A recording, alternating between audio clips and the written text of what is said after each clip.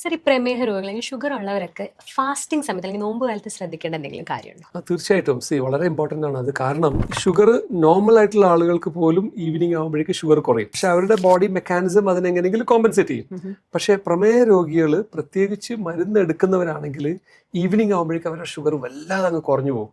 അപ്പോൾ അതുകൊണ്ട് വളരെ ഇമ്പോർട്ടൻ്റ് ആയിട്ടുള്ള കാര്യം എന്ന് വെച്ചാൽ അവർ ഈ പ്രഭാത ഭക്ഷണം ഉണ്ടല്ലോ, നമ്മുടെ അത്താഴം, അതൊരിക്കലും സ്കിപ്പ് ചെയ്യാൻ പാടില്ല പ്രമേഹ രോഗികൾ.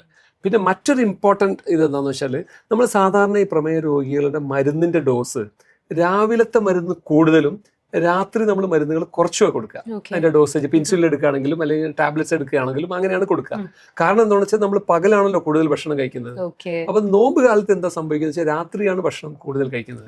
അപ്പം അതുകൊണ്ട് റിവേഴ്സ് ചെയ്യണം. ഇപ്പോൾ ഒരു ഉദാഹരണത്തിന് ഒരു രോഗി ഒരു 20 യൂണിറ്റ് ഇൻസുലിൻ രാവിലെയും 10 യൂണിറ്റ് വൈകുന്നേരം എടുക്കുന്ന ആളാണെങ്കിൽ അത് നോമ്പ് കാലത്ത് നേരെ തിരിച്ച് രാവിലെ 10 യൂണിറ്റും രാത്രി 20 യൂണിറ്റും. അതല്ലെങ്കിൽ വൈകുന്നേരം ആകുമ്പോഴേക്കും ഇവരുടെ ഷുഗറിന്റെ ലെവൽ വല്ലാതെ കുറഞ്ഞു പോയിട്ട് ഹൈപ്പോഗ്ലൈസീമിയ വന്ന് ചിലപ്പോൾ നോമ്പ് തന്നെ മുറിക്കേണ്ട ഒരു സിറ്റുവേഷൻ വരും. പിന്നെ ഈ മരുന്നിന്റെ ഡോസിൽ അവരെ ചികിത്സിക്കുന്ന ഡോക്ടറുമായിട്ട് ഡിസ്കസ് ചെയ്തിട്ട് വേണ്ട രീതിയിലുള്ള മാറ്റങ്ങൾ വരുത്തേണ്ടത് വളരെ അത്യാവശ്യമാണ്.